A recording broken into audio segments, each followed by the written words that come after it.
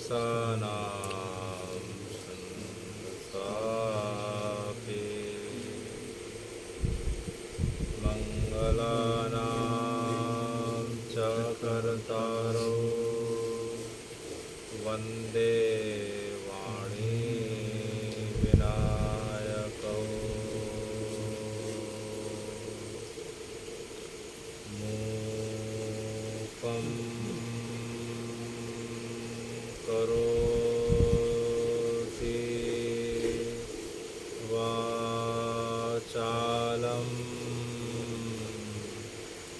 पंगुलंघ्यते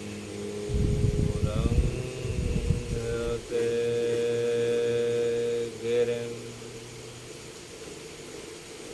यत्कृपातमहं वन्दे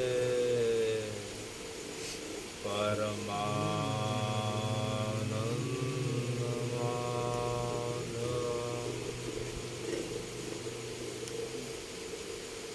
राम रामेति रामेति रमे रामे मनोरमे सहस्रनाम ततुल्यं श्रीराम नामं वरानने।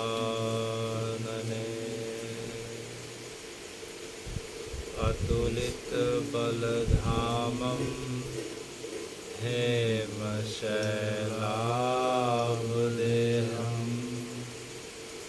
दनुजवन कृशानां ज्ञानिनाम् अग्रगण्यं सकलगुणनिधानां वानराणामधीशं रघुपति प्रियभक्तं वातजातं नमामि। बंशी विभूषितकरा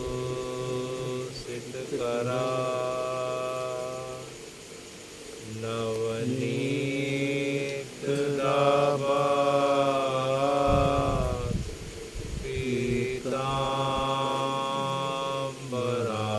पीताम्बरारुणबिं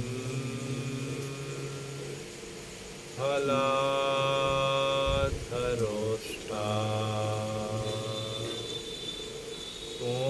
पूर्णेन्दु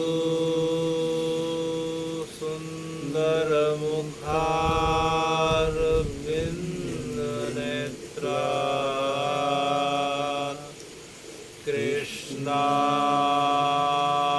कृष्णापरं किमपि तत्त्वम् अहं न जाने। कृष्णापरं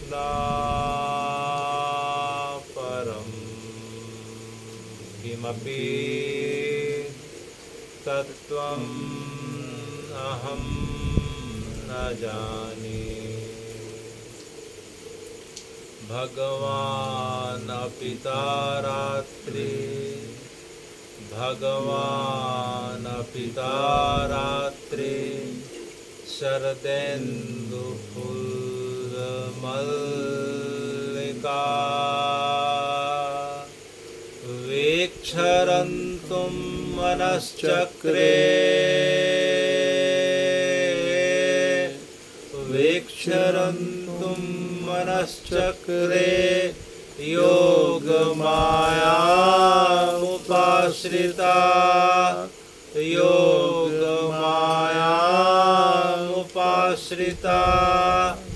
भगवान् पिता रात्रि।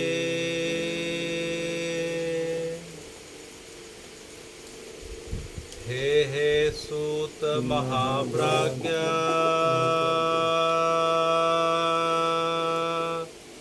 सर्व सिद्धांत वेद प्रभो आख्याहे मे कथासारम् पुराणानां च विशेषता सदाचार सद्भक्तिर्विवेको वर्धते कथम स्विकार निराश्य सज्जनै क्रियते कथम जीवानसुरतां प्राप्ता प्राये घोरे कलाविह तस्यां संशोधने किं हि वर्धते परमायणम् येन तत्साधनेनाशु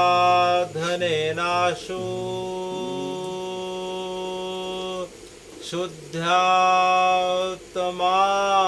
विशेषता शिव प्राप्तिर्भवेत्ता सदा निर्मल चेतसा शिव प्राप्तिर्भवेत्ता सदा निर्मल चेतसा।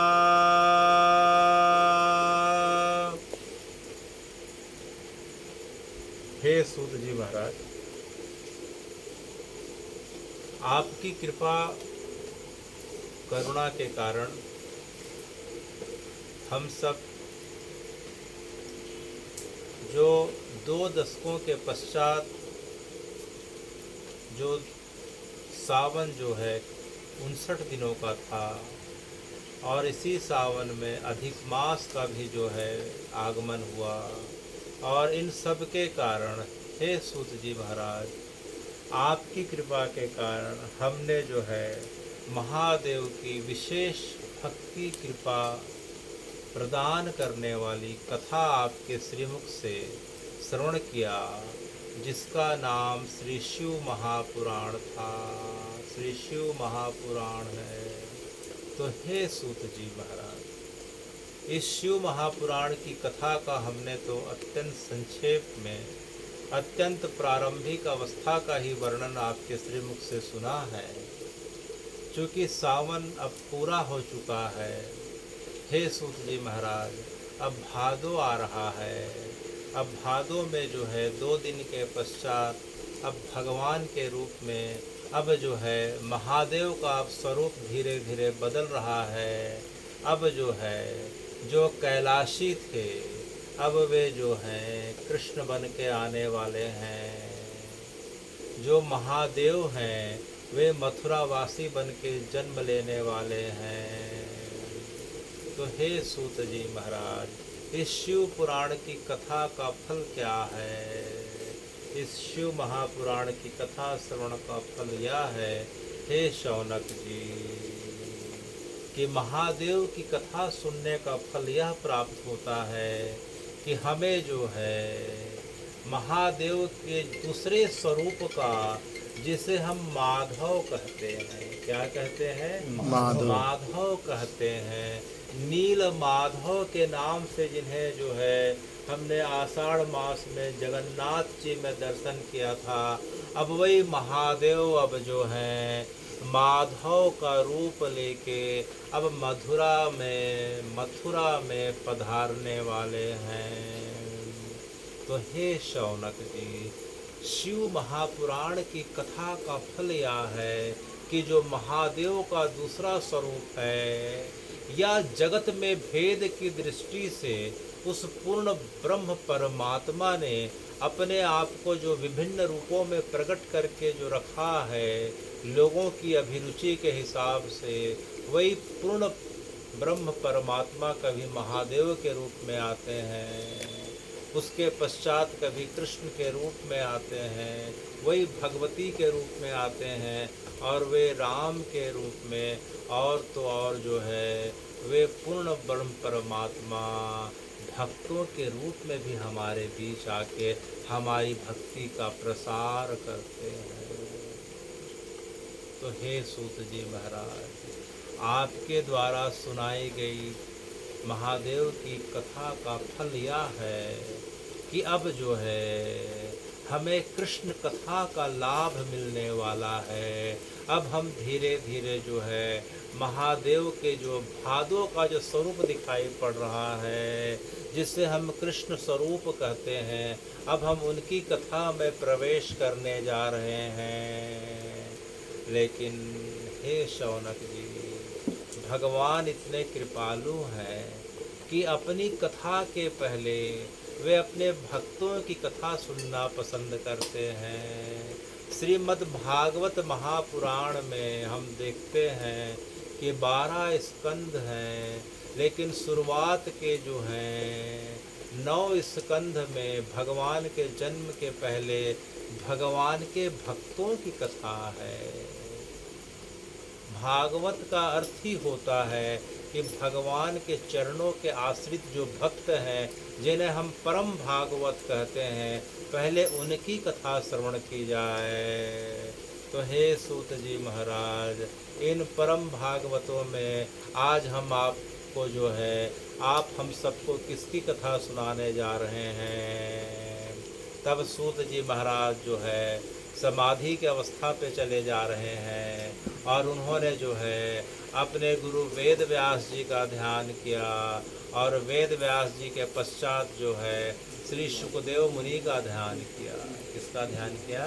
श्री सुखदेव मुनि जी का। सुखदेव मुनि का ध्यान किया, क्योंकि सबसे पहले इस जगत में श्रीमद् भागवत की कथा का मृत्यु लोक में पहला जो है पाठ या पहला जो है श्रवण परीक्षित के माध्यम से सुखदेव जी ने जगत वासियों को बताया था। हरिद्वार के 75 किलोमीटर पहले मुजफ्फरनगर के पास हे शौनक जी एक जगह है जिसे हम शुकताल के नाम से जानते हैं। उसी जगह पे श्री सुखदेव जी ने, जो वेद व्यास जी के पुत्र हैं, उन्होंने सबसे पहले परीक्षित को भगवान की कथा सुनाई, जिसे हम श्रीमद् भागवत महापुराण के नाम से जानते हैं। यह श्रीमद् भागवत महापुराण जो है वेद व्यास जी के द्वारा लिखित जो है अंतिम पुराण माना गया है। इसके पश्चात श्री वेद व्यास जी ने अपने पुराणों को जो है विश्राम दे दिया। तो हे सूत जी महाराज, श्रीमद् भागवत महापुराण की कथा मूलतः भगवान के भक्तों की और उसके पश्चात भगवान की अर्थात कृष्ण की कथा है। तो जो अब हम श्रीमद् भागवत महापुराण में प्रवेश कर रहे हैं, लेकिन हे सूत जी महाराज, ये हमें जो है ये पंचकन्या कौन दिखाई पड़ रही हैं। अच्छा, सूत जी महाराज पुनः ध्यान की अवस्था पे गए। अरे अरे, अभी तो श्रीमद् भागवत महापुराण की कथा का मैं ध्यान कर रहा था, ये पंचकन्या कौन से दिखाई पड़ रही हैं। तब उन्होंने फिर से जो है ध्यान से समाधि की अवस्था में देखा, तो देखते ही जो है अचानक खड़े हो जाते हैं। खड़े होके उन्होंने जो है आसमान की तरफ उन पंचकन्याओं को देखा, उन्हें जो है हाथ जोड़ के प्रणाम किया, और तो और ठीक से देखा तो उन्हें देखते ही समझ में आ गया कि इनकी कृपा के बगैर तो भगवान की कथा हो नहीं सकती। वे साष्टांग हो जाते हैं और साष्टांग होके जो है उन पंचकन्याओं का स्मरण करने लग जाते हैं। अहिल्या, मंदोदरी तारा, कुंती, द्रौपदी तथा,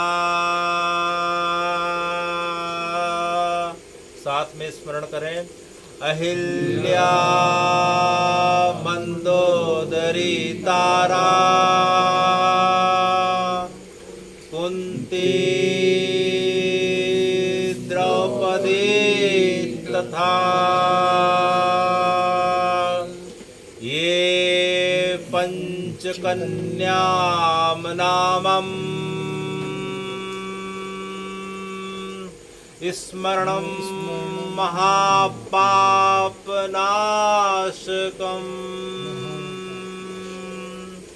ये पंचकन्याम नामम्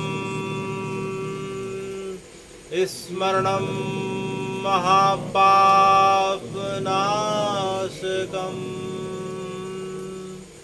अहिल्या मंदोदरी तारा कुंती द्रौपदी तथा। हे सूत जी महाराज, आपने हमें जो है इन पंच कन्याओं के बारे में नाम के माध्यम से स्मरण कराया, तो इनकी जो है नाम की महिमा क्या है? तो सूत जी महाराज ने कहा कि हमने इन जो पंच कन्याओं का जो नाम सुना है, वह इस जगत में, इस मृत्यु लोक में, हे शौनक जी, हम तो अभी तक भगवान के और मूल भक्तों के बारे में सुनते आए हैं, लेकिन भगवान की जो परम आश्रित भक्ता हैं, जो परम आश्रित जो कन्याएं हैं, भले ही उन्होंने गृहस्थ धर्म का अवलंबन धारण किया था, लेकिन जो है शरीर से, मन से, आत्मा से जो है पति के रूप में उन्होंने जो है श्री कृष्ण को अपना वास्तविक पति स्वीकार किया था।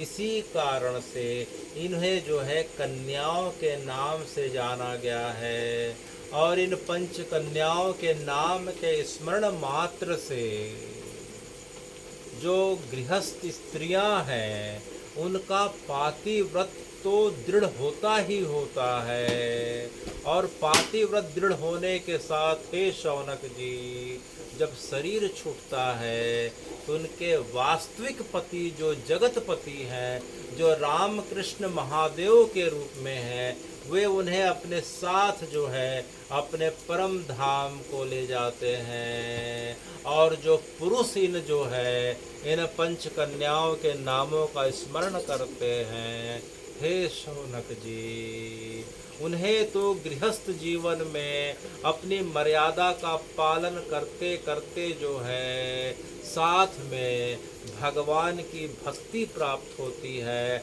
और वे अंत में भगवान के लोकों को गमन कर जाते हैं। इसी कारण से कोई भी कथा हो, शुभ कार्य हो, हे शौनक जी, हमारी परंपरा की जो ये पंच कन्याएं हैं, अहिल्या, मंदोदरी तारा, कुंती द्रौपदी तथा।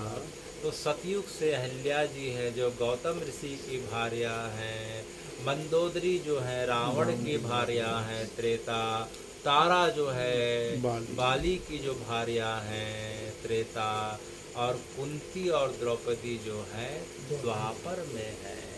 कुंती जो है पांडु की भार्या है, और द्रौपदी के बारे में सबको पता है, वे 5 पांडवों की भार्या हैं। तो इन्होंने अपने शरीर के पति के रूप में गृहस्थ जीवन का पालन करते करते, अपने पातिव्रत का पालन करते करते पति के अंदर ही जो है भगवान का दर्शन किया।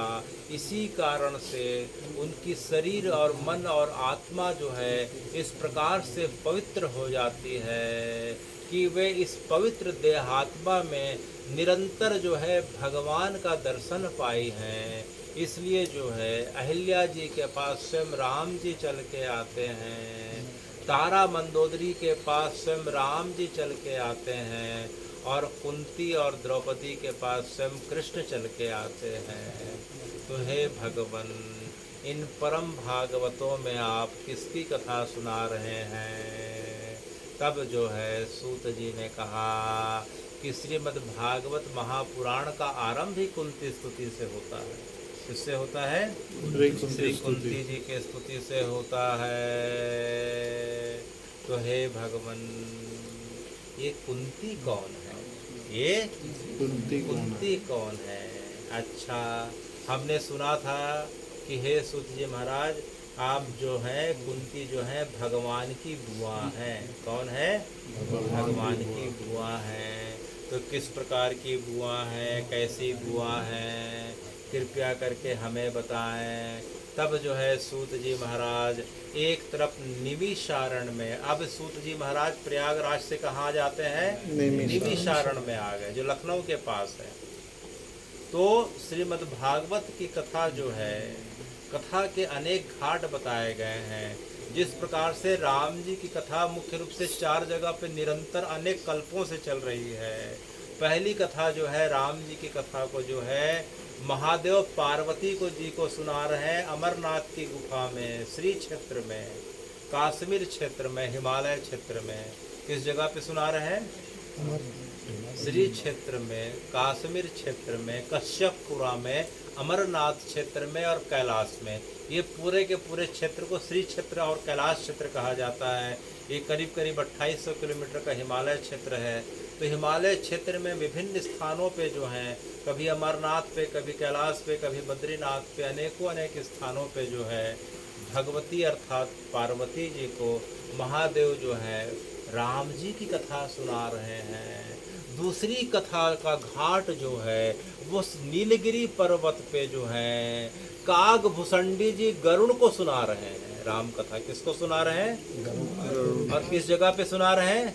नील पर्वत पे। हम बद्रीनाथ से जब कैलाश मानसरोवर के रास्ते पे, जो कंदर के रास्ता से जो जोशीमठ से आगे जाता है, तो अगर आगे जाते हैं तो एक पर्वत दिखाई पड़ रहा है, उसे नील पर्वत कहते हैं। उस नील पर्वत पे 5 पेड़ दिखाई पड़ रहे हैं, आम का पेड़, पीपल का पेड़, बरगद का पेड़, आंवला का पेड़।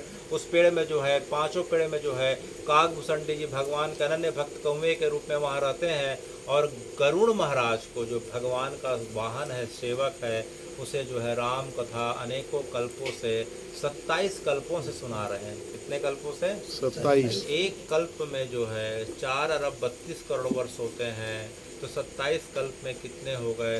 तब से जो है काग भुसंडी जी राम जी की कथा गरुड़ जी को सुना रहे हैं। और तीसरी कथा का घाट है भगवान प्रयागराज में है, जहाँ जो है याज्ञवल्क जो है भरद्वाज ऋषि को कथा सुना रहे हैं। भरद्वाज आश्रम है प्रयागराज में। हम जाएं तो त्रिवेणी संगम से 4 किलोमीटर की दूरी पे भरद्वाज आश्रम है। वहाँ जो है याज्ञवल्क और भरद्वाज के बीच राम कथा का संवाद हो रहा है। और जो है चौथी कथा का जो घाट बताया गया है, वह घर घर में जो है रामचरितमानस के माध्यम से हम जो है प्रत्येक घर में राम जी की कथा सुन रहे हैं। तो यह 4 घाट हैं, ऊपर से लेके नीचे तक। उसी प्रकार से कृष्ण कथा के भी घाट बताए गए हैं। महादेव पार्वती जी को जो है कैलाश श्री क्षेत्र में कृष्ण कथा सुना रहे हैं। उसके पश्चात जो है ब्रह्मा जी को नारद जी कथा सुना रहे हैं कृष्ण कथा। फिर नारद जी के माध्यम से वेद व्यास जी को प्रेरणा हुई माना में, बद्रीनाथ के ऊपर जो है गुफा में। तो वेद व्यास जी के माध्यम से अब कथा के पश्चात वेद व्यास जी अपने परम प्रिय शिष्य सूत जी और अपने पुत्र सुखदेव को कथा सुना रहे हैं। और जो है मृत्यु लोक में अब सुखदेव परीक्षित को सुना रहे हैं। और सूत जी लखनऊ के पास निमिषारण में सौनक आदि 88,000 ऋषि मुनियों को भगवान की श्रीमद् भागवत महापुराण की कथा सुना रहे हैं। और यह परंपरा बढ़ते बढ़ते हे भगवान हम सबके बीच चली आ रही है। और भगवान की कथा अब घर घर में जो है श्रीमद् भागवत महापुराण के माध्यम से हम सबके बीच हो रही है। तो ये कथा के घाट हैं, जिसे हम गुरु शिष्य परंपरा कहते हैं। क्या कहते हैं? गुरु शिष्य परंपरा। गुरु शिष्य परंपरा। तो भगवान तो किसी के गुरु हो नहीं सकते, क्योंकि भगवान जो हैं स्वयं जो है सब विद्याओं के, सब कथाओं के मूल स्रोत हैं। तो भगवान ने पहली कथा पार्वती जी को अर्थात श्री जी को प्रदान किया। श्री जी के माध्यम से जगत में इस प्रकार से कथा उतरी, इसलिए जो है आदि गुरु जगत गुरु जो है श्री जी हैं। कौन है? श्री जी, अर्थात पार्वती जी है। वही पार्वती जी जो है भेद के हिसाब से, कल्प भेद के हिसाब से श्री जी के रूप में जब कभी जो है जानकी जी के रूप में आती हैं, तो सीताराम समारंभा नाथयामोन्मध्यमाम् अस्मादाचार्य पर्यन्तां वंदे गुरु परंपरां। तो हे जानकी जी, आपकी कृपा के कारण राम जी की जो कथा है यमुनाचार्य और बाकी आचार्यों के माध्यम से हम सबके बीच आ पड़ी है, हम सबके बीच आ चुकी है। इसलिए आप जो है हमारी गुरु परंपरा की आदि गुरु हैं। उसी प्रकार कृष्ण कथा की जो है आदि गुरु जो है श्री जी अर्थात राधा जी है। कौन है? राधा जी। तो इस प्रकार से यह जो है गुरु शिष्य परंपरा कही गई है, जिसके माध्यम से भगवान जो खुद मूल कथा के स्रोत हैं वे जो हैं अपनी शक्ति को अर्थात श्री जी को कथा बताते हैं, और श्री जी अपने परिकर को कथा बताती हैं। उन परिकरों के माध्यम से गुरु शिष्य की परंपरा का निर्वहन करते हुए यह कथा हम सबके बीच आ जाती है। तो ही श्री जी आपको बारंबार प्रणाम है। इसलिए श्री जी मूल कथा की जो है, मूल कथा की जो है दाता है। इसी कारण से श्री जी की महिमा का वर्णन तभी होता है जब हम इन पंच कन्याओं में जो है किसी एक कन्या का जो है हम स्मरण करें। तो वह आज जो है कुंती है। कौन है? कुंती बुआ है। कुंती जो है हमारी बुआ है, भगवान की बुआ है। अच्छा, तो हे सूत जी महाराज, ये कुंती बुआ कौन है? तब सूत जी महाराज ने कहा कि जो है कुंती जो है वासुदेव जी की बहन है। किसकी बहन है? वासुदेव जी। वासुदेव जी के बारे में हम 2 दिन बाद सुनेंगे कि भगवान जो है, भगवान का प्रागट्य मथुरा के कारागर में हुआ। कहाँ हुआ? मथुरा के कारागर में। और भगवान का जब प्रागट्य हुआ तो उस समय प्रागट्य के समय उनके माता पिता कौन थे? वासुदेव और देवकी थे। तो यही वासुदेव हैं। और इनकी जो है बड़ी बहन कौन है? देवकी है। वासुदेव और देवकी जो है भाई बहन है। और इनके पिता कौन है? वासुदेव और देवकी के पिता कौन है? शूरसेन। कौन है? शूरसेन, जो मथुरा मंडल के राजा हुआ करते थे। और इनकी माँ का नाम जो था मारिशा था। कौन था? मारिशा था। तो शूरसेन जो है, शूरसेन के पुत्र हुए वासुदेव और देवकी। इस प्रकार से है भगवान, यह परंपरा जो है इस प्रकार से आगे बढ़ रही है कि देवकी जो है, देवकी के पिता जो हैं शूरसेन हैं, लेकिन शूरसेन, देवकी के पिता जो हैं शूरसेन हैं, लेकिन कुछ समय के पश्चात क्या होता है कि शूरसेन कुंती के जो पिता हैं, कुंती के जो भाई हैं, कुंती के जो भाई हैं जो हैं वासुदेव हैं, और दोनों के माता जो पिता जो हैं शूरसेन हैं। और शूरसेन की जो है इस प्रकार से पत्नी का नाम मारिशा है। तो शूरसेन मारिशा से कौन हुए? कुंती हुए। और कौन हुए? वासुदेव हुए। तो हे भगवान, तो ये जो कुंती थी जन्म के कुछ समय के पश्चात जो है सूरसेन ने अपने चचेरे भाई जिसका नाम कुंती भोज था, कुंती भोज की संतान न होने के कारण वे सूरसेन के पास आते हैं और सूरसेन जो है अपनी जो कन्या जिनका बचपन का नाम पृथा था, पृथा को जो है अपने चचेरे भाई कुंती भोज को उन्होंने गोद दे दिया। तो कुंती भोज ने जो है पृथा को जो है गोद ले लिया। तो कुंती भोज के द्वारा गोद लेने के कारण जो है उनका नाम क्या पड़ा? कुंती पड़ा। और आने वाले समय में जो है कुंती का जब विवाह होता है तो वे हस्तिनापुर में जो है पांडु राजा के साथ ब्याहती हैं और आने वाले समय में जो है पांचों पांडवों की जो है माँ कहलाने का गौरव प्राप्त करती हैं। तो हे कुंती बुआ, जो है आप जो है एक प्रकार से जो है भगवान की जो है बुआ है और भगवान आपके भतीजे लगते हैं। तो हे भगवान, जब आप बचपन में अपने महल में अपने पिता के साथ कुंती भोज के साथ जब आप महल में थी तो आपके जो है महल में एक ऋषि आते हैं, उनका नाम दुर्वासा था। क्या नाम था? दुर्वासा था। तो आपके पिता बड़े संत प्रेमी थे और इसी कारण से आपको संतों की सेवा का और सत्संग का जो है लाभ जो है इस प्रकार से बचपन से मिला करता था। तो आपके पिता ने कहा कि जो है दुर्वासा ऋषि क्रोधी तो हैं, लेकिन अत्यंत जल्दी क्रोध के साथ में जो है अत्यंत जल्दी जो है इनके अंदर करुणा भी बरसती है कुंती। तो तुम इनकी अच्छी सी सेवा करना, किसी प्रकार से इन्हें कष्ट ना होने पाए, हर समय इनका ध्यान रखना। तो कुंती जी के द्वारा दुर्वासा जी की इस प्रकार से सेवा की जाती है कि दुर्वासा जी अत्यंत प्रसन्न हो जाते हैं और प्रसन्न होने के बाद उन्हें एक मंत्र प्रदान करते हैं और कुंती को बोलते हैं कि इस मंत्र के कारण जो है तुम किसी भी इस जगत में देवता का जो है किसी भी देव का तुम जो है स्मरण करोगे कुंती, तो देव तुम्हारे सामने जो है प्रकट होके तुम्हारी अभिष्ट इच्छा के पूर्ति करने में सक्षम होंगे। यह बोल के जो है दुर्वासा चले जाते हैं। कुंती उस समय जो है इस प्रकार से कन्या के रूप में थी, धीरे धीरे उनकी अवस्था बढ़ती है, कन्या से कौमार्य अवस्था में आती हैं। तो एक दिन उन्होंने सोचा कि मुझे दुर्वासा ऋषि ने मंत्र दिया है तो इसका प्रयोग करके देखा जाए। तो उन्होंने जो है खेल खेल में अपने सखियों के सामने जो है सूर्य देवता का स्मरण किया। सूर्य देवता प्रकट हो गए और उन्होंने कहा कि बोलो तुम्हें क्या वर चाहिए। तो जिस प्रकार से कुंती को या बच्चों को जो है गुड्डा गुड्डी का खेल पसंद है, इस प्रकार से हर समय जो है गुड्डा गुड्डी को अपने पास रख के खेलते हैं। तो उन्होंने कहा कि मुझे गुड्डा अर्थात जो है किस प्रकार से लड़का चाहिए खेलने के लिए।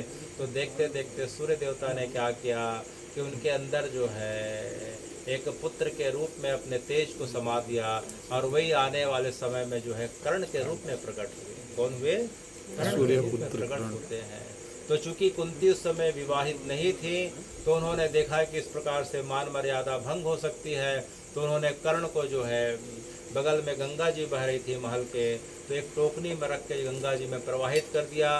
तो गंगा जी इस प्रकार से उन्हें जो है कर्ण नाम के जो है इस प्रकार से उनके बच्चे को जो है आगे लेके बहती हैं।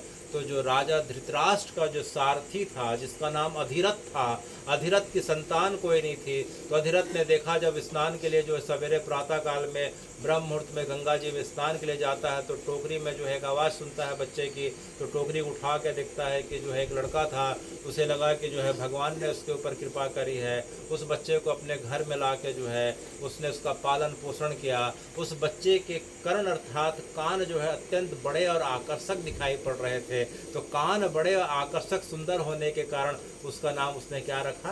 कर्ण रख दिया।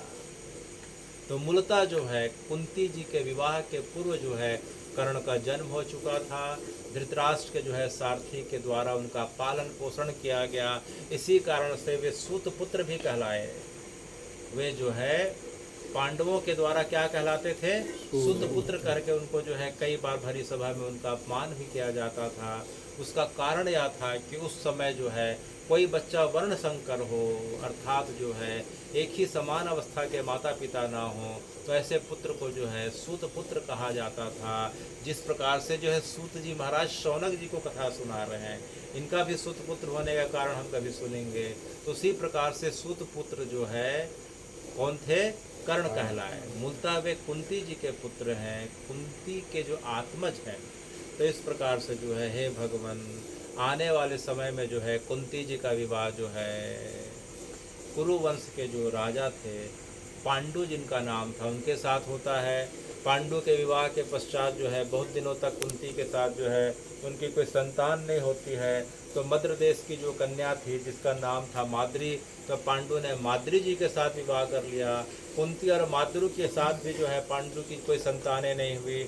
इसी बीच जो है पांडु को जो एक ऋषि का श्राप मिल जाता है और ऋषि के श्राप के कारण वे जंगल में वानप्रस्थ को चले जाते हैं। देखते देखते उम्र की अवस्था बीतने लगती है। उनके वंश में जो है पांडु वंश में जो है कुरु वंश में कोई संतान नहीं थी। तो जो है उन्होंने एक बार जो है कुंती के सामने अपनी व्यथा प्रकट करी कुंती, हमारा जीवन तो इस प्रकार से जो है व्यर्थ बीतता जा रहा है, लगता है हमारे बाद जो है हमारे कुल में हमारी पीढ़ी में कोई नहीं होगा। तो कुंती ने कहा कि भगवान आप चिंता ना करें, मेरे पास दुर्वासा ऋषि के द्वारा प्राप्त मंत्र है, अगर आपकी आज्ञा हो तो मैं जो उसका प्रयोग करूं, जो संतान वृद्धि और वंश वृद्धि के काम आएगा। तो जो है पांडु ने जो है उन्हें सहर्ष आज्ञा प्रदान कर दी। तो कुंती जी ने सबसे पहले, यह पौराणिक कथा है, इसका वैज्ञानिक अर्थ जो है हम कभी बैठ के और व्यवहारिक अर्थ कभी समझ सकते हैं एकांत में। तो कुंती जी ने सबसे पहले धृतराष्ट्र को, धर्मराज को जो है पहले धर्मराज का आह्वान किया। धर्मराज आते हैं, धर्मराज के आह्वान के बाद जो है उन्हें पुत्र की प्राप्ति हुई। जो धर्मराज के प्रतीक थे जिन्हें हम जो है किस नाम से जानते हैं, युधिष्ठिर के नाम से जानते हैं। इसके पश्चात कुछ वर्षों के पश्चात जो है कुंती जी ने इंद्रदेव को, कुंती जी ने जो है वायुदेव का आह्वान किया, तो उनके माध्यम से जो है जो पुत्र हुआ वे भीम कहलाते हैं। इसके पश्चात उन्होंने इंद्र का आह्वान किया, तो जो है उनसे जो संतान हुई जो अर्जुन कहलाते हैं। इसके पश्चात जो है उन्होंने यही मंत्र जो है यही उपाय उन्होंने अपनी जो है इस प्रकार से छोटी बहन माद्री को प्रदान किया। माद्री ने अश्वनी कुमार जो देवताओं के चिकित्सक अर्थात जो है देवताओं के वैद्य कहलाते हैं, अश्वनी कुमारों का आह्वान किया। तो अश्वनी कुमारों के माध्यम से जो माद्री की संतान हुई वे नकुल और सहदेव कहलाए। इस प्रकार से हे भगवान जो है कुंती और माद्री के 3 और 2 पुत्र हुए, जो है कौन कौन हुए, युधिष्ठिर हुए, भीम हुए, अर्जुन हुए, नकुल और सहदेव हुए। नकुल सहदेव माद्री से हुए, बाकी तीनों जो कुंती से होते हैं। इस प्रकार से आने वाले समय में किसी कारणवश जो है इसी जंगल में रहते रहते पांडु और माद्री अपना देह का त्याग करते हैं। अब कुंती के पास 5 बच्चों का लालन पोषण का जो है इस प्रकार से संकट आ गया। वे 5 बच्चों को लेकर जो है कहाँ चले जाती हैं, हस्तिनापुर मेरठ चले जाती हैं। कहाँ चले जाते हैं, हस्तिनापुर। प्राचीन काल में उसे हस्तिनापुर कहा जाता था, अभी भी वह जगह है, वर्तमान में वह जगह मेरठ कहलाती है। तो हे भगवान, वहाँ जाने के पश्चात जो है 5 जो बच्चे थे उन्हें काफ़ी संघर्ष का सामना करना पड़ा। सबको पता है कि दुर्योधन के रहते जो है 5 बच्चों को कभी अधिकार नहीं मिल पाया। कुंती का बार बार अपमान किया जाने लगा और बच्चे जब बड़े होते हैं तो दुर्योधन के द्वारा बार बार जो है उन्हें मारने का प्रयास किया जाता था, कभी लाक्षागृह में, कभी जहर दे के, अनेक प्रकार से। लेकिन जो है कुंती भगवान के प्रति जो है उनका बड़ा भाव था। किसके प्रति, कृष्ण के प्रति। अच्छा, तो हे सूत जी महाराज, कुंती जी का जो है कृष्ण के प्रति भाव कब से था, कैसे था, क्यों था?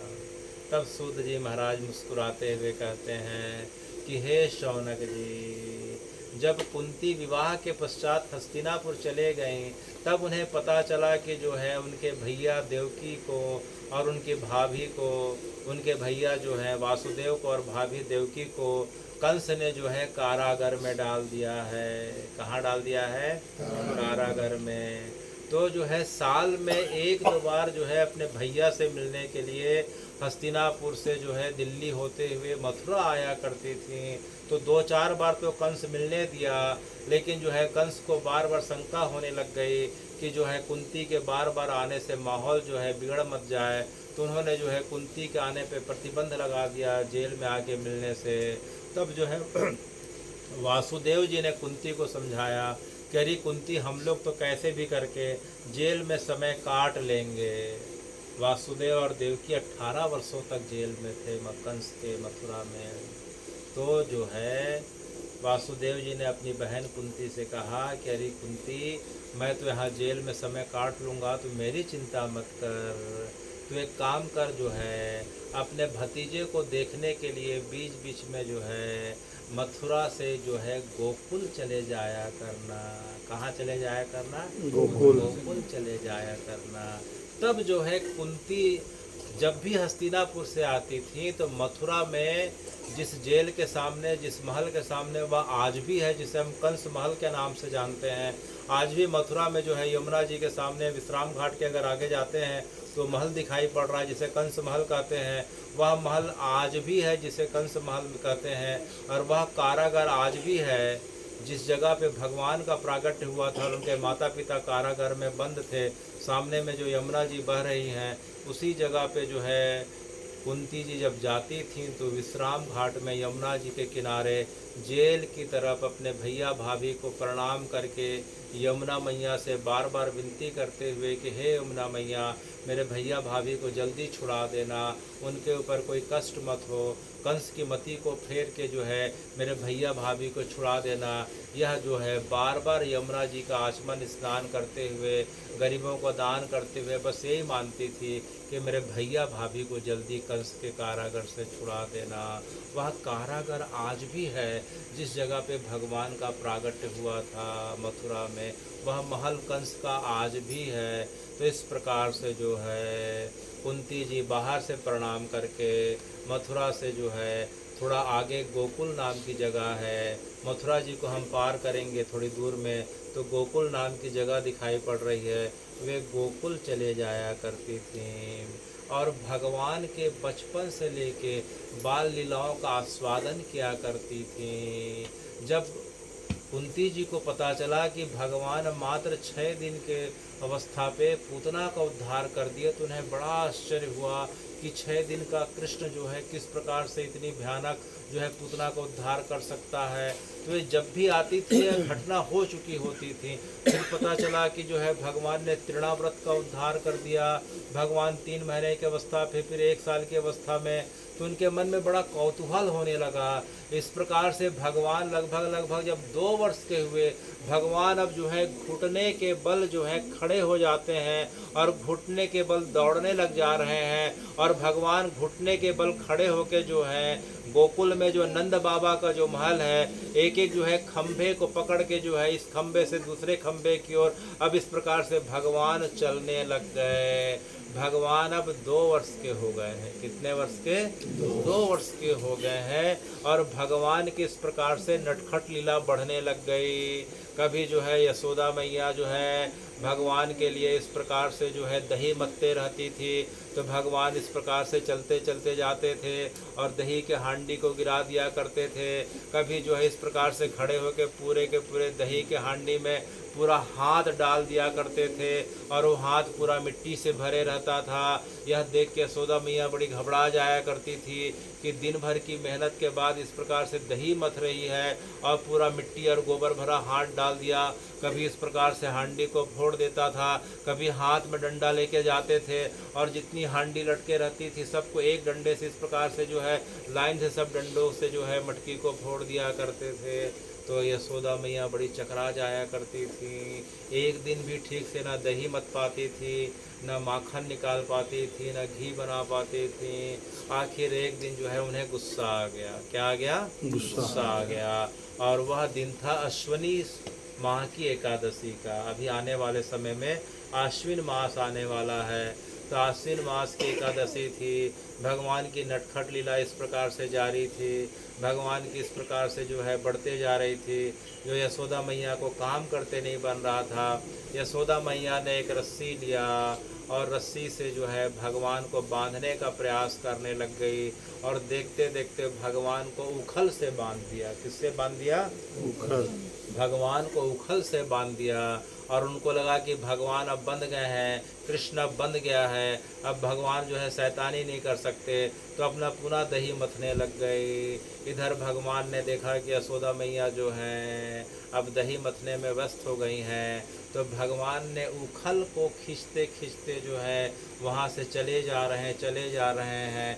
घर की देहरी को पार करते हैं, देहरी को पार करके घर के आंगन, और आंगन के पीछे भगवान का बगीचा है। उस बगीचे में 2 पेड़ दिखाई पड़ रहे हैं। एक पेड़ जो है यमल का है, एक पेड़ अर्जुन का है। यमल और अर्जुन का पेड़ है। भगवान ने उखल को अपने पीछे पे रखा। इस प्रकार से दौड़ते दौड़ते जा रहे हैं और पेड़ के उस पार से हो गए। तो जैसे ही भगवान पेड़ को क्रॉस करते हैं, पेड़ के उस पार होते हैं, वो उखल दोनों पेड़ के बीच रस्सी सहित फंस जाता है। और भगवान इस प्रकार से जोर से दौड़ लगाते हैं कि रस्सी से फंसे होने के कारण और उखल के भार के कारण यमल और अर्जुन का पेड़ जो है टूट जाता है। और होता है तो होता क्या, पेड़ के टूटने मात्र से जो है पेड़ की जगह से जो है दो युवान जो है पुरुष प्रकट होते हैं। और प्रकट होने के साथ जो है भगवान की तरफ करुणामय दृष्टि से उन्हें साष्टांग करते हैं और उन्हें प्रणाम करके स्तुति करने लग जाते हैं। इसी समय की घटना के समय पहली बार ये घटना हो रही है। और उसी जगह की साक्षी जो है, घटना की साक्षी अब कौन है? कुंती बुआ है। कौन है? कुंती बुआ है। देवकी जी तो, यशोदा जी तो इस प्रकार से व्यस्त हैं और जो है केवल और केवल जो है उस जगह को, उस घटना में जो है कुंती जी खड़े होके देख रही हैं कि अरे रे 2 वर्ष का कृष्ण है, इस इतने भारी उखल को लेके कैसे दौड़ गया और दोनों पेड़ के बीच से निकल गया। और इतने मोटे और पुराने पेड़ जो है अचानक गिर जाते हैं और पेड़ के बीच से 2 युवक प्रकट होते हैं और युवक भगवान की स्तुति करने लग जाते हैं। कृष्ण मुस्कुरा के देखते हैं और पूछते हैं, भैया तुम कौन हो और मेरी स्तुति क्यों कर रहे हो? यह सुन के उन्हें बड़ी लज्जा आती है। 2 वर्ष के कृष्ण के चरणों में साष्टांग लोटपोट होने लगते हैं। कुंती बुआ खिड़की के दरवाजे के देहरी के पास खड़े होकर छुप के देख रही है कि 2 वर्ष के कृष्ण के सामने युवक नतमस्तक हो रहे हैं, बार बार अश्रुओं से उनके चरणों को भिगो के बार बार क्षमा मांग रहे हैं। तो भगवान उठा के बोलते हैं कि तुम मुझसे क्षमा क्यों मांग रहे हो भैया, तुम लोग हो कौन? तो दोनों जो है साष्टांग करके बोलते हैं कि हे भगवान, आपकी यह लीला हमें बड़ी अच्छी लग रही। आप जो है हमें भले जानने का ना जो है इस प्रकार से ना पहचानने का जो है अभिनय कर रहे हैं, लेकिन हम आपको पहचान रहे हैं। तो भगवान ने कहा, उठो उठो, बताओ तुम कौन हो और यहाँ पेड़ से प्रकट कैसे हो गए? तो उन्होंने कहा कि हे भगवान, हम यक्ष पुत्र जो हैं, कुबेर के पुत्र नल और कुबर हैं। नल और कुबर हैं, हम यक्ष पुत्र हैं, कुबेर के पुत्र हैं। अच्छा, तो तुम्हें तो जो है इस प्रकार से यक्ष लोक में, गंधर्व लोक में होना था, तुम यहाँ क्या कर रहे हो? तो उन्होंने कहा कि हम बचपन में जो है युवावस्था में बड़े नटखट शैतान थे, हमसे हमारे द्वारा एक बार नारद जी का अपमान हो गया। नारद जी ने हमें श्राप दे दिया कि जाके तुम जो है मथुरा मंडल में, गोकुल में जाके जो है पेड़ के रूप में जन्म लो। हमने जो है भगवान से, नारद जी से बड़ी विनती करी, तो उन्होंने, नारद जी ने कहा कि तुम्हें कई युगों तक जो है पेड़ बन के रहना पड़ेगा। भगवान के पवित्र नाम का स्मरण करते हुए तुम्हें भगवान से क्षमा याचना करनी होगी। और आने वाले समय में जो है वही वासुदेव, वही जो है भगवान जो है कृष्ण के रूप में जब आएंगे तो उनकी बाल लीला को जो है एक बार ऐसा होगा कि वे उखल बांध के जब इस प्रकार से तुम्हारे बीच से निकलेंगे तब तुम्हारा उद्धार होगा। तो हे भगवान, हम कई युगों से इस जगह पे पेड़ के रूप में खड़े होके आपके आने का इंतजार कर रहे थे। आज हमारी प्रतीक्षा पूरी हुई और आपके माध्यम से हमें पुनः यह शरीर प्राप्त हो गया। तो भगवान ने जो है नल और कुबेर पे जो है अपनी कृपा कटाक्ष फेरी और उन्हें पुनः अपने लोक में जाने का आशीर्वाद दिया और कहा कि देखो जो है तुम जो है मेरी आज्ञा के अनुसार कभी साधु संत का, गौ माता का अपमान नहीं करना है। किसका अपमान नहीं करना? साधु संत और गौ माता का अपमान नहीं करना और हमेशा उनकी सेवा करना। तब तुम्हारे लोकांतर में इस प्रकार से नाम और यश की वृद्धि होगी। नहीं तो पुनः तुम्हें जो इस लोक में आना पड़ेगा। यह सुनते जो है पुनः भगवान के चरणों में गिर पड़े। भगवान, हमें तो नारद जी का आशीर्वाद, हमें नारद जी का श्राप ना होके हमें आशीर्वाद जान पड़ता है। बोले क्यों? कि अगर उन्हें श्राप अगर उनका नहीं मिलता तो आज हमें आपके चरणों के दर्शन नहीं होते। तो हे भगवान, हम पे कृपा करें, हम पे कृपा करें।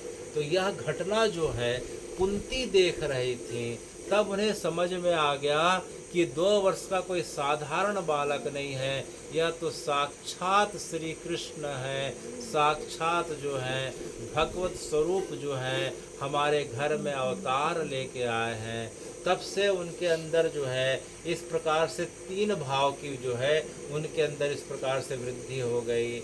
एक तो जो है भतीजे के रूप में भाव, दूसरा जो है हमेशा भगवान को जो है गोद में लेके दुलार किया करती थी। कभी रोहिणी मैया के गोद में भगवान जाया करते थे तो जो है कुंती बुआ अक्सर रोहिणी मैया के घर में रुका करती थी, तो भगवान को गोद में लेके इस प्रकार से दुलार करती थी। तो भगवान को जब टकटकी लगा के देखती थी तो भगवान के नेत्र उन्हें कभी कमल के समान दिखते थे, कभी भगवान के जो है इस प्रकार से माला को देखती थी तो माला पूरा इस प्रकार से लगता था कि पूरा माला जो है कमल का माला है। कभी भगवान के नाभि को देखती थी तो ऐसा लगता था कि नाभि का गड्ढा मानो कमल के समान दिखाई पड़ रहा। कभी भगवान के जो है पैरों की तरफ देखती थी तो पैरों में भी कमल दिखाई पड़ता था। कुंती जी को भगवान के शरीर के अंग प्रत्यंग में केवल और केवल जितने भी चिन्ह दिखाई पड़ते थे वे कमल के सदृश दिखाई पड़ते थे। इस प्रकार से जो है कुंती जी के मन में भगवान के प्रति पुत्र का भाव, भतीजे का भाव, और आज जो है आश्विनी शुक्ल एकादशी के दिन यमल अर्जुन का उद्धार के समय अब उनके अंदर जो है भगवान और भक्त का भाव। तो भगवान ने देख लिया कि कुंती बुआ के मन में जो है भक्त और भगवान का भाव आ रहा है, तो उन्होंने भगवान ने एक माया करी और कुंती जी के जो है उस समय के स्मरण को जो है उन्होंने विलोप कर दिया।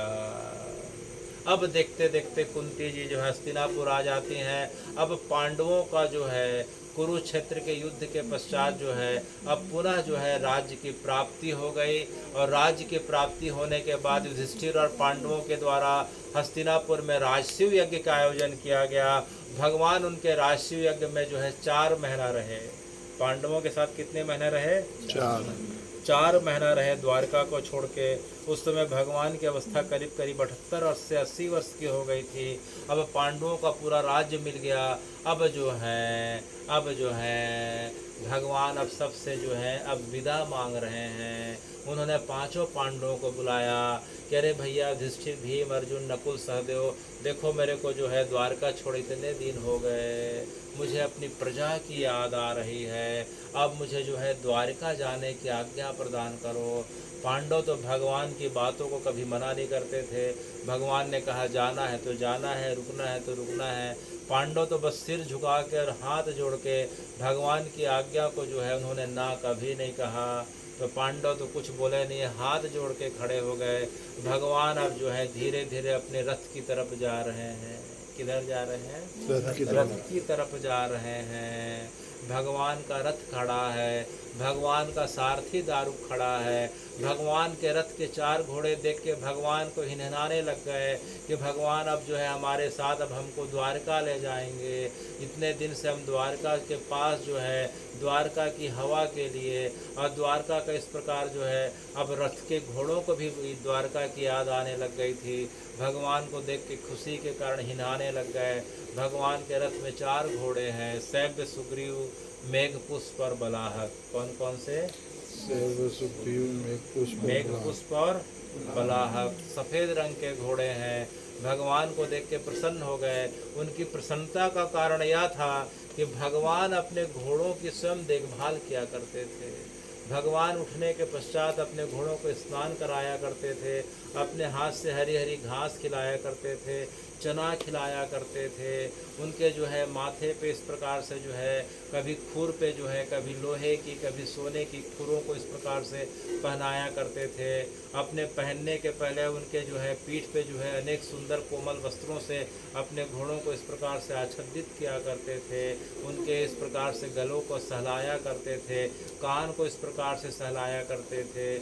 तो घोड़ों को जो है माने घोड़े ना हो के भगवान के पुत्र हों, और उन्हें लगा कि जो है हस्तिनापुर में रहते रहते भगवान हमारी तरफ जो है कम और जो है पांडवों की तरफ ध्यान ज़्यादा दे रहे हैं। अब जो है भगवान के साथ जाने का अवसर मिलेगा, अब हमारी और भगवान के बीच की बात होगी। तो घोड़े खुशी के मारे हिनहा रहे हैं। 5 पांडव सिर झुका के खड़े हैं। हस्तिनापुर की प्रजा इस प्रकार से हा कृष्ण करके करुण रुदन कर रही है। इसी बीच कुंती जी को पता चला कि भगवान अचानक जाने वाले हैं। कुंती जी को यह समाचार पता चला। जिस अवस्था पे थे, वृद्धावस्था पे, कुंती जी की कमर झुक गई है, 100 वर्ष से ज़्यादा की अवस्था हो गई है, आंखें ठीक से दिखाई नहीं दे रही, कमर कमान के समान झुक गई।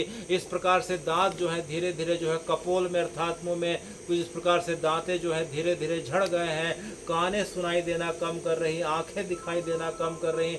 बड़ी मुश्किल से जो है हा कृष्ण हा गोविंद बोलते बोलते, सहारा लेते लेते, गिरते हैं पड़ते दौड़ के जाती हैं और जाके देखती हैं, अरे तो कृष्ण जो है रथ के पास आ गए। अब लगता है कृष्ण जो है हस्तिनापुर से चले जाएंगे, अब हमारे बीच से चले जाएंगे। यह देख के कृष्ण रथ के बीच आ जाती हैं। कृष्ण रथ के ऊपर चढ़ने वाले थे, अचानक जो है कुंती जी जो है भगवान के सामने साष्टांग हो जाती हैं। साष्टांग होके जो है भगवान के चरणों को पकड़ लेती हैं। भगवान को समझ में नहीं आता, अरे बुआ आप मुझसे इतनी बड़ी, आप मेरे रिश्ते में बुआ इस प्रकार से आप ऐसा क्यों कर रही हैं। भगवान कुंती जी को बार बार उठा रहे हैं, कुंती जी उठने का नाम नहीं ले रही, भगवान के चरणों को जोर से पकड़ ली हैं और बार बार रोते रोते भगवान के चरणों को इस प्रकार से अपने अश्रुओं से डुबो दी। तो भगवान जो है खुद बैठ जाते हैं। भगवान बैठ के कुंती बुआ को उठाते हैं और उठाने के पश्चात जो है उनके जो है चेहरे को इस प्रकार से भगवान अपने हाथों से, अपने वस्त्रों से जो है उपवस्त्रों से पोंछते हैं। बुआ तुम इतनी क्यों रो रही हो, इतनी क्यों अधीर हो गई हो बुआ। तो बोले हे कृष्ण मैं सुन रही हूँ कि तुम यहाँ से जो है अब द्वारिका प्रस्थान कर रहे हो। बोले हाँ बुआ, द्वारका छोड़े मुझे महीनों हो गए हैं। द्वारिका में बाहर के लोग तरह तरह के आक्रमण करके मेरी प्रजा को व्यथित आक्रांत कर रहे हैं। अब मुझे जो है द्वारका जाना होगा। यह सुनते ही कि द्वारका जाना होगा, बुआ फिर से अचेत हो गई। भगवान अपने दोनों हाथ में ले लिए और अपनी गोद में भगवान जो है अपनी बुआ अर्थात कुंती को रख लेते हैं। पंखा भगवान अपने हाथ से कर रहे हैं। अरे धृतराष्ट्र, अरे जो है युधिष्ठिर तुम कर क्या रहे हो, अरे अर्जुन पानी लाओ, अरे भीम जो है बुआ का इस प्रकार से पैर दबाओ। तो देखते देखते पांचों पांडव जो है कुंती बुआ के पास जो है घेर लेते हैं। भगवान अपने हाथों से ठंडा जल जो है कुंती जी को पिला रहे हैं। कोई पंखा कर रहा है, कोई पैरों की सेवा कर रहा है। बड़ी मुश्किल से जो है कुंती बुआ की आँख खुलती है। आँखों में मानो सातों समुद्र भर गए हों, सातों समुद्रों का पानी इतना पड़ता हो, उससे ज़्यादा बुआ की आँखें थी। उन्होंने आँखों से देखा तो कृष्ण थे। देखे कृष्ण को जो है उनकी आँखें में थोड़ी चमक आई और फिर जो है पुनः देख के बोली कि कृष्ण जो है तुम वापस हस्तिनापुर चलो बेटा। तो भगवान ने कहा कि बुआ मुझे द्वारिका जाने दो। जैसे ही द्वारका का नाम सुनी जो है कुंती पुनः अचेत हो जाती हैं। यह क्रम कई बार चला। भगवान बड़ी मुश्किल से जो है अपनी बुआ को उठा के बैठाते हैं और उनके कंधे में हाथ रख के बोलते हैं कि हे बुआ मुझे तुम द्वारका जाने की आज्ञा क्यों नहीं दे रही। जब तक तुम मुझे जाने नहीं दोगी तब तक मैं द्वारका कैसे जाऊंगा। तब कुंती जी ने भगवान की तरफ बड़ी मुश्किल से आँखों को उठा के देखा और हाथ जोड़ के स्तुति करी, जो जगत में कुंती स्तुति के नाम से विख्यात है। कौन सी स्तुति? कुंती स्तुति। नमस्ते ते पुरुषम मध्यम ईश्वरम प्रकृति परम। नमस्ते ते पुरुषम अद्यम प्रकृति पुरुषम त्वम्। अलक्ष्यं हि सर्वभूतानां अन्तर्बहिरे स्थिता। अलक्ष्यं हि सर्वभूतानां अन्तर्बहिरे स्थिता। यथा परमहंसानां मुनीनां च मल्लात्मनां भक्ति योग विधानार्थाय कथं पश्येम हि स्त्रिया नमाहि पंकजनाभाय नमः पंकजमालिने नमः पंकजनेत्राय नमस्ते तु पंकजंघ्रिये कृष्णाय वासुदेवाय देवकी नंदनाय च नंद गोप कुमाराय गोविंदाय नमो नमः नंद गोप कुमाराय गोविंदाय नमो नमः। हे कृष्ण, आज मुझे ऐसा प्रतीत हो रहा है कि नमस्ते तो पुरुषम अद्यम प्रकृति परम त्वम, कि इस जगत को और इस प्रकृति को, इस सृष्टि को धारण करने वाले मात्र तुम हो, तुम हो, तुम हो। अच्छा, भगवान को समझ में नहीं आया। हुआ मैं तो तुम्हारे सामने हाड़ मांस का जो है इस प्रकार से खड़ा हुआ हूँ, और तुम्हें जो है, तुम मुझे जो है इस जगत को, सृष्टि को धारण करने वाला कह रही हो। तो बुआ मुस्कुराते हुए कहती हैं कि यह तुम्हारी लीला है कृष्ण, यह तुम्हारी लीला है। तुमने मुझे अच्छा से पता है कि इस पूरे ब्रह्मांड को धारण करके रखा है, लेकिन जो है तुम अपनी लीला के कारण जो है मेरे सामने और मेरे पांडु पुत्रों के सामने खड़े हो, क्योंकि तुम ही प्रकृति हो, तुम ही सृष्टि हो। जब सृष्टि नहीं थी तब भी तुम थे, सृष्टि है तब भी तुम हो। जब सृष्टि अर्थात जगत में जब कुछ नहीं रहेगा, जब इस जगत शून्य में विलीन हो जाएगा, तब भी केवल तुम रहोगे। इस बात का मुझे ज्ञान हो गया है। अच्छा, अलक्ष्यम हि सर्वभूतानां अंतर्बहिरवस्थिता। हे कृष्ण, मुझे अच्छा से पता है कि जगत में जितने भी प्राणी हैं, चाहे मनुष्य हों, चाहे पेड़ पौधे हों, चाहे अंडों से पैदा होने वाले, चाहे भ्रूण से पैदा होने वाले, अंडज पिंडज स्वेदज उद्भज जितने भी प्राणी हो जगत में, दिखने वाले नहीं दिखने वाले, चलने वाले नहीं चलने वाले, चर अचर सूक्ष्म स्थूल जितने भी प्राणी हैं, सब के अंदर तुम्हारी ही चेतना व्याप्त है।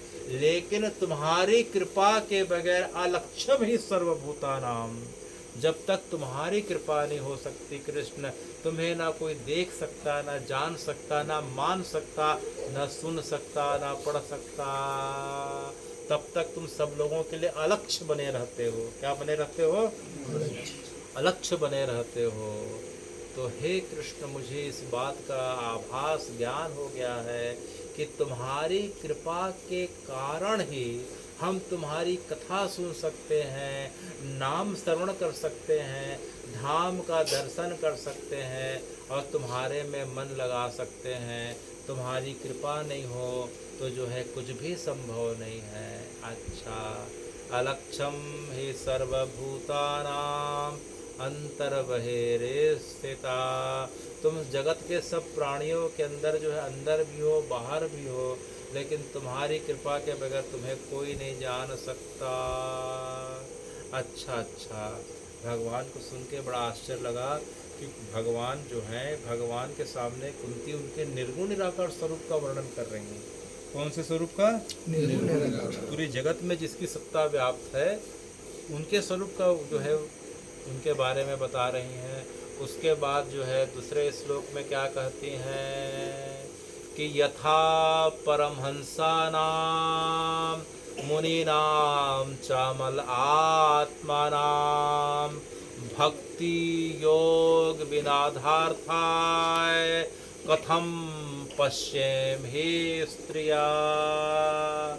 अरे कृष्ण, तुम्हारा जन्म तो जो है मुझे अच्छा से पता है। अच्छा बुआ, क्या पता है मेरा जन्म क्यों होता है?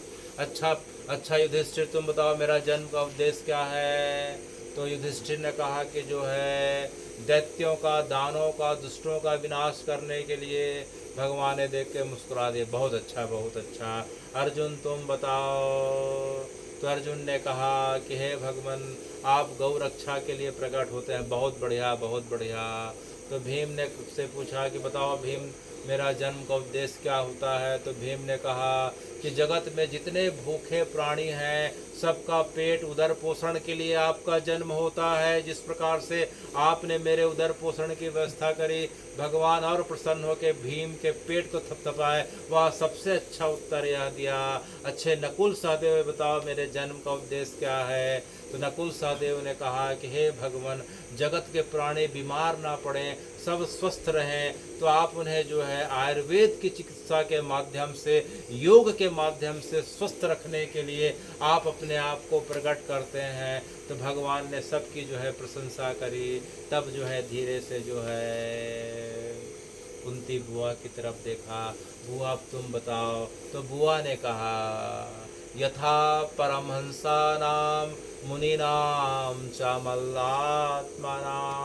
बोले जो कारण जो है वह तो एक हद तक सीमित कारण है कृष्ण, लेकिन तुम्हारा जन्म का मुख्य उद्देश्य जो है भक्तों की भक्ति बढ़ाने के लिए होता है।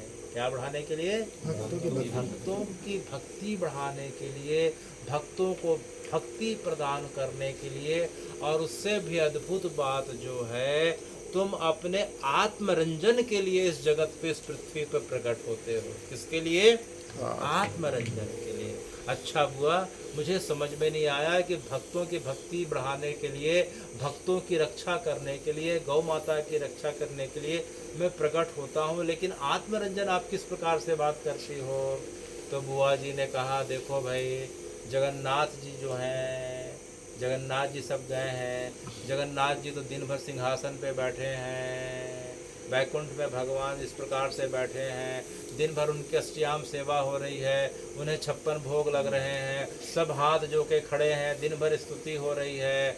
तो भगवान यह देख के धीरे धीरे उदास हो जाते हैं। क्या हो जाते हैं? उदास हो जाते हैं। कभी सुभद्रा से बोलते हैं, कभी बलभद्र से बोलते हैं, कभी अर्जुन से बोलते हैं कि अरे भैया, मेरे भक्त लोग तो दिन भर खड़े होकर स्तुति करके जो है खुद भी खड़े हैं, मुझे भी खड़ा कर देते हैं, कभी सिंहासन में बैठा देते हैं। यह तो देख के मुझे बड़ी उदासी होने लग जाती है। बोले क्यों उदासी भगवान?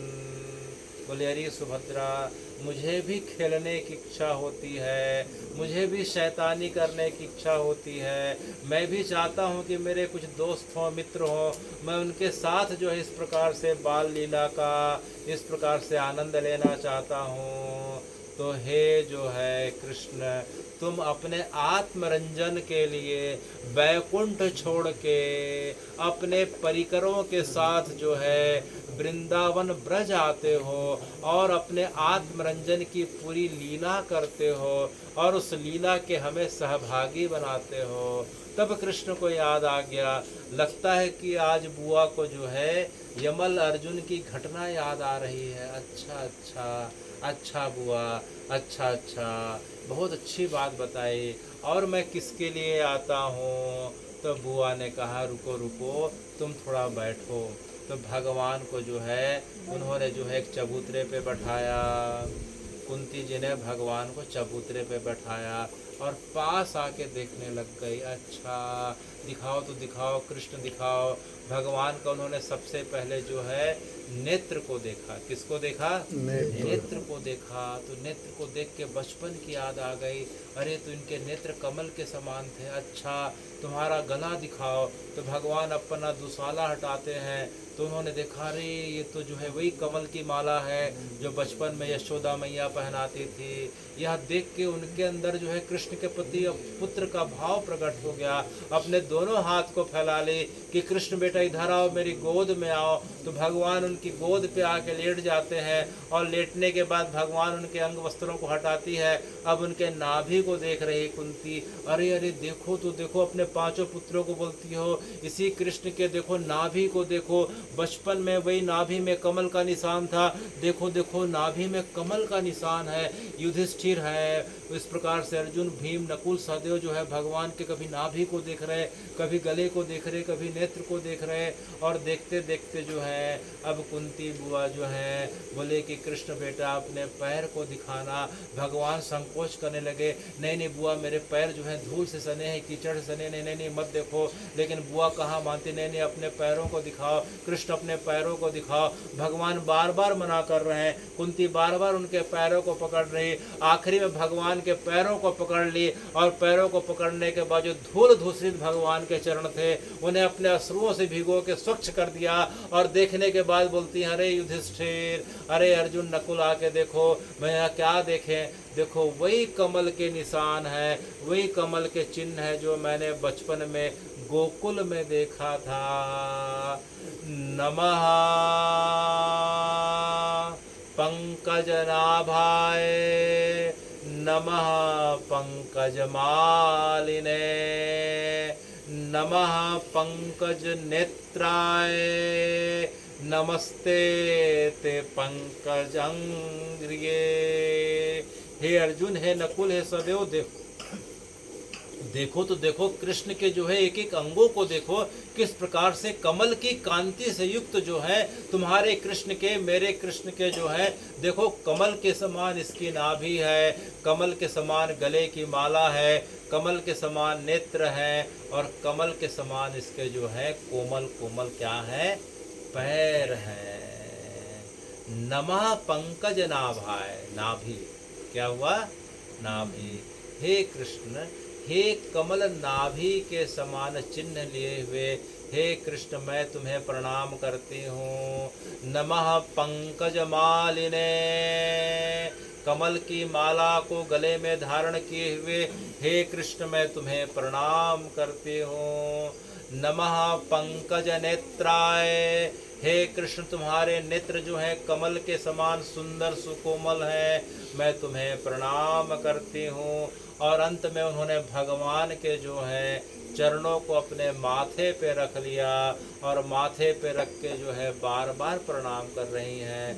नमस्ते तु पंकज अंघ्रिये, अंघ्रिये माने चरण, अंघ्रिये माने क्या होता है, चरण। तो हे कृष्ण तुम्हारे जो है कमल के समान सुकोमल और कमल के समान चिन्ह युक्त जो है तुम्हारे चरणों को मैं बारंबार प्रणाम करती हूँ। इसके पश्चात जो है कुंती बुआ क्या कहती हैं, क्या कहती हैं, चौथा श्लोक क्या है आज का,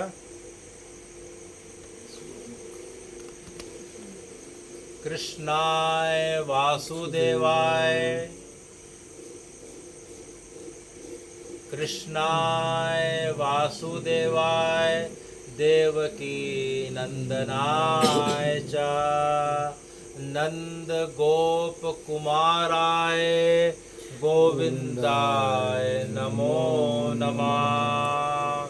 तब तक जो है भगवान थोड़ा सा सकुचाने लगे कि जो है बुआ का भाव इस प्रकार से इतना ज़्यादा बढ़ रहा है कि भाव के अतिरेक अवस्था के कारण कहीं जो है बुआ को जो है कुछ दिक्कत मत हो जाए। कभी बुआ मुझे परब्रह्म के रूप से याद कर रही हैं, कभी बुआ मेरे एक एक अंगों को देख के बचपन की बातों को याद कर रही हैं।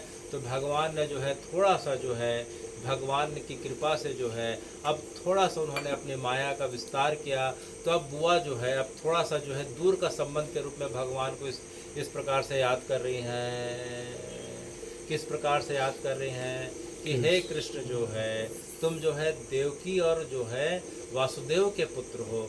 मैं तुम्हें उस रूप पे उस संबंध के कारण तुम्हें प्रणाम करती हूँ।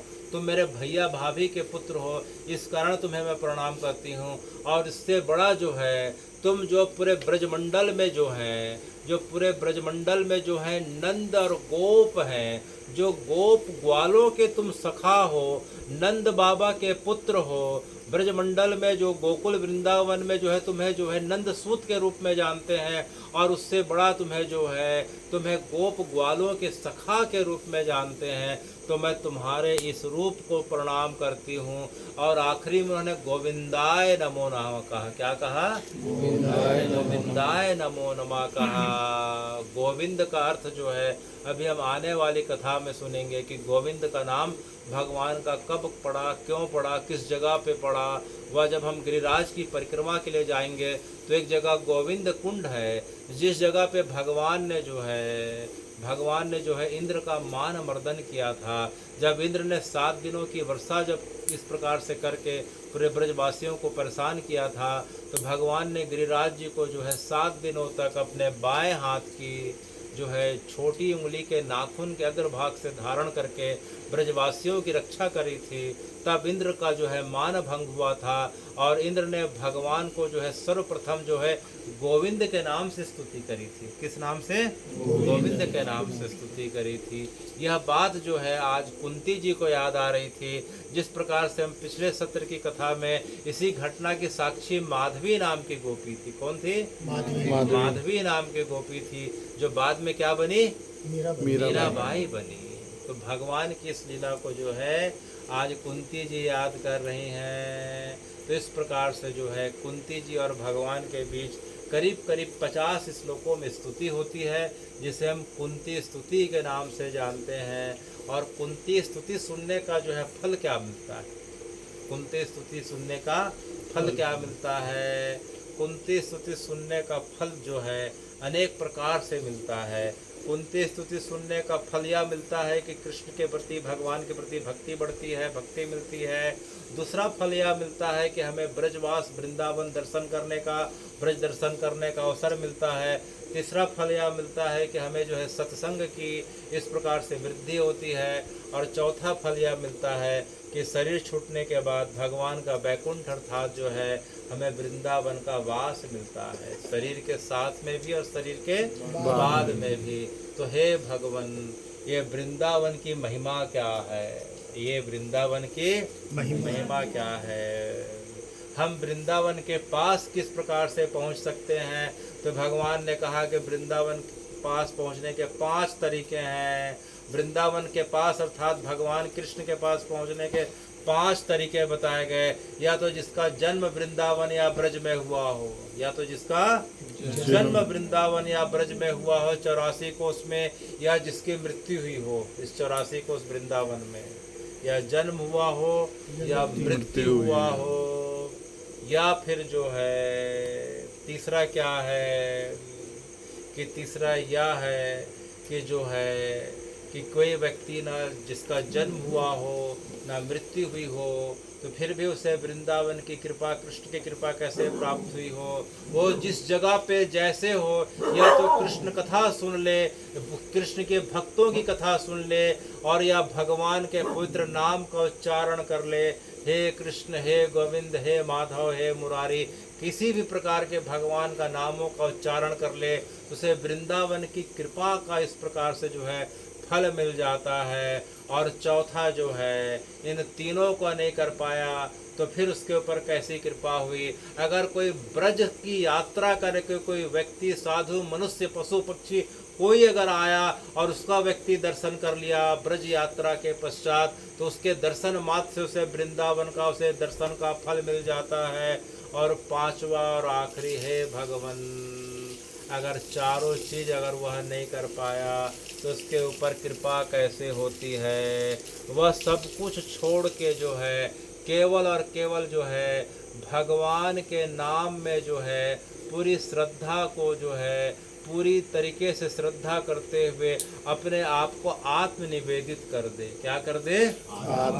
आत्मनिवेदित कर दे कि भगवान, मेरा ना जन्म हुआ है, ना मेरे कर्म ऐसे हैं, ना जन्म हुआ है, ना मेरी मृत्यु होगी, ना मेरे कर्मों के कारण मुझे कोई साधु का सत्संग प्राप्त होगा, ना जो है मुझे जो है स्मरण आएगा, मुझे ना आपका नाम पता, ना कथा पता, कुछ नहीं पता। लेकिन ये पता है कि संसार का सब पाप करने के बाद आखिरी में मुझे यह पता है कि मैं संसार का सबसे बड़ा पापी हूँ, और जो है आप सबसे बड़े पापों का जो है विमोचन करने वाले हो। तो जिस प्रकार से पिता पुत्र का संबंध रहता है कि पुत्र कितना भी गलती करे लेकिन पिता के पास अधिकार पूर्वक जा सकता है, उसी प्रकार से हे कृष्ण अनेक जन्मों की माया के प्रभाव के कारण हमारे कर्म इतने जो है क्षुद्र और छोटे हो गए हैं कि हमारे मन में किसी प्रकार का कोई भाव नहीं आता, हमारे मन में किसी प्रकार की भक्ति नहीं आ सकती, हमारे मन में कभी आपके दर्शन का, आपके धाम का दर्शन का, कथा सुनने का भाव नहीं आ सकता। हमारे अगर आँख नहीं है जीते जी, आँख होते हुए, कान होते हुए भी आपकी कथा नहीं सुन पा रहे, आँख होते हुए भी आपके श्री विग्रह में हम केवल पत्थर के मूर्ति या पीतल तांबे का दर्शन कर रहे हैं, वृंदावन में जाके हमें केवल जो है खाने पीने की चीज़ों की याद आ रही है, वृंदावन में जाके हमें गंदगी भीड़ भाड़ का आभास हो रहा है, तो हे भगवान जीते जी हमारा शरीर भी उसी प्रकार से है। कान मानो जो है सर्प के समान है। कान किसके समान है? सर्प के समान। सर्प के जो है इस प्रकार से जो है हमारे कान होते हुए अगर हमें भगवान की कथा में रसना है तो कान को सर्प की संज्ञा दी गई है, सर्प के कान के समान। तो इस प्रकार से हे भगवान हमारे कान नहीं, हमारी आँख नहीं, लेकिन आपकी तो आँखें हैं। हे कृष्ण आपकी तो आँखें हैं, मैं आपको देख नहीं सकता लेकिन आप तो मुझे देख सकते हैं। तो जो पिता पुत्र का संबंध होता है उसके नाते, या स्वामी और सेवक का संबंध है उसके नाते, और तो और हे भगवान किसी का संबंध स्वीकार नहीं है, तो एक धूल के नाते, एक किंकर पत्थर के नाते हे भगवान मुझे जो है जिस प्रकार पत्थर को, धूल को लोग ठोकर मारते हुए आगे बढ़ते हैं, तो हे भगवान एक बार कृपा करना, मुझे किंकर जड़ पत्थर मानते हुए एक बार ठोकर तो मार देना, बस मेरा जन्म का उद्देश्य सार्थक हो जाएगा, सार्थक हो जाएगा। इसी के साथ हरे राम